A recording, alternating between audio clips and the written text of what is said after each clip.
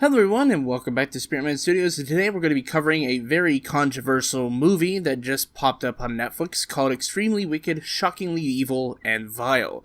This, of course, was a film that was originally presented to be put out into theatrical distribution before, Sundance, and what happened during Sundance was the film premiered and a lot of people got very upset with the film, mostly because the film itself is about a massive serial killer with sociopathic tendencies, namely Ted Bundy. Now, if you don't know the story of Ted Bundy, I will spare you the details, but from the 1970s to the 1980s, he had been doing a pretty good job at covering up his sort of transgressions. Okay, to put it lightly, he murdered 30 plus people and raped people.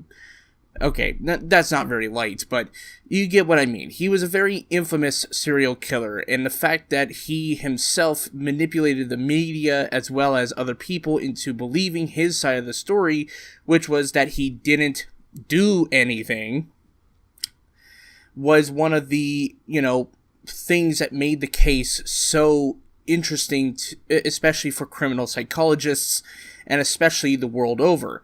How does one manipulate so many people into believing your story for so long? And it's something that is kind of touched upon in this movie.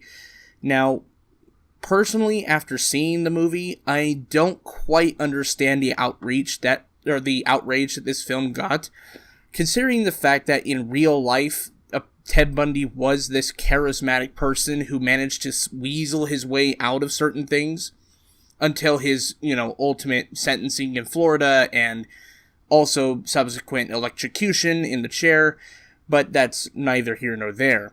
This movie kind of takes a different approach to the biopic. Instead of focusing on Ted Bundy, we mostly focus on Lily Collins' character, who is the wife/girlfriend of Ted Bundy, and her sort of, going through the motions throughout the 10 years of his reign of terror. Ted Bundy is a pretty infamous story around these parts in the Pacific Northwest, and to put it lightly, it kind of affected me a little bit, considering that it's a local legend around here, not in Pendleton but in Washington, obviously. I will say, for the most part, Extremely Wicked, Shockingly Evil, and Vile is not a bad movie. It's just not that great. It does have a pretty talented performance by Zac Efron. The way that he could, the way that he acts as Ted Bundy is pretty much, from what I've seen of the Ted Bundy tapes, is, I guess, interesting. It pretty much matches up for the most part, as far as I could tell, and his performance is shockingly disturbing as well as convincing and fluid. And this film should serve as kind of a litmus test for a lot of people, because there is that certain subsect of the internet that likes to sexualize serial killers, even though in real life Ted Bundy was kind of that kind of person. This is going to be that kind of litmus test where some people are going to look at this film and say, oh, I believe Ted Bundy, but the film obviously makes you aware that you're not supposed to root for this kind of guy. You're really not supposed to. It's kind of like The Wolf of Wall Street. You're not supposed to root for Leonardo DiCaprio, but yet he is your central protagonist. And this time around, it's more of a, serial killer this time around. I will say that even though I don't agree with the backlash, considering that our whole culture has been influenced by serial killers for the past 30, 40 years now in terms of pop culture media, I will say the one thing that kind of drags this film down is the editing and pacing. The first 25 minutes of this movie, and this is a 2-hour movie, the first 25 minutes of the movie go by so fast that the rest of the movie is so slow. We open up on a scene of Ted Bundy's wife visiting him on his final day of prison before he's electrocuted. And we flash back to 1974, and the first 5 to 10 minutes of that first scene is intercut between two different time periods. And then from then on, it takes, a back seat. So that final scene takes a back seat towards the very end of the film. And it doesn't really make sense to me why they needed to do that. The editing is just so choppy in the first 25 minutes that certain life events that should be kind of, if this film is truly supposed to be about the wife of Ted Bundy and her sort of trauma behind what she did to do him in, you should have had a little bit more of a better pace to establish the sort of decision making that she's going through. Yes, there's certain scenes during the periods of time, as time goes on, she becomes a little bit more of an alcoholic because of what she's done, because of the decision she made to do Ted Bundy in, and her overall progress to get out of being an alcoholic and to really become a better person, and to not blame herself for what she did and instead tell Ted Bundy that he's the one that's doing all this. I think the film could have been better paced to accommodate that kind of film. And this film just didn't quite match up to what it was. But I will say, again, Zac Efron does a pretty damn convincing Ted Bundy.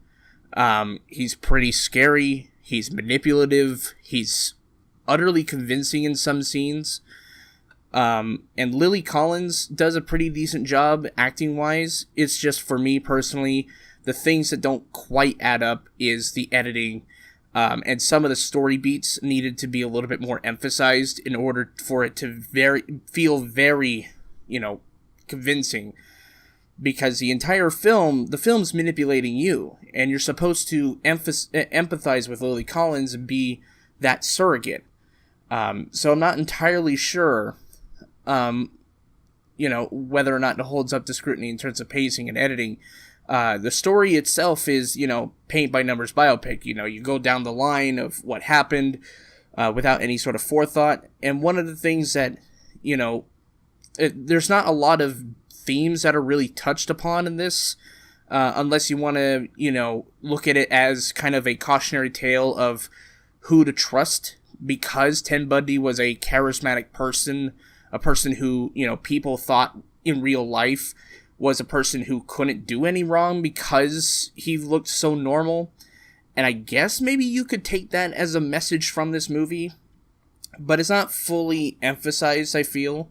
Maybe I do need to give it another rewatch, but in terms of narrative pacing, in terms of narrative flow, there is some uneven bits, especially in the first act and the middle of the second act. The third act is okay, I guess. But it doesn't seem to be a coherent timeline. Like, it wants to do a time flash forward and flash back at the beginning, but then it kind of loses that narrative motif and just continues just telling the story like it is. So it's like it wasn't very confident in the first act and just dropped it off, I feel. But in terms of, movies, it's not necessarily bad. It's shot kind of decently. Again, as I said before, the acting's kind of fine. There's some nice little story beats here and there. It's pretty ambitious to tackle a movie about a serial killer, but I won't say that it's great. It's kind of in the middle in terms of movies. So I'm going to give Shockingly Evil and Vile a C+. Not a bad film at all, but its ambition kind of outweighed its potential. So yeah, that's all I really have to say about this film. I do think the controversy is a bit bullshit because our culture has been inundated with serial killer iconography for so long that it shouldn't be a surprise when someone tries to make a serial killer movie. I mean, where were you when Rob Zombie made House of a Thousand Corpses? Or 3 from Hell? Later this year, anyway. I'm just saying. I'll see you guys in the next video. Peace.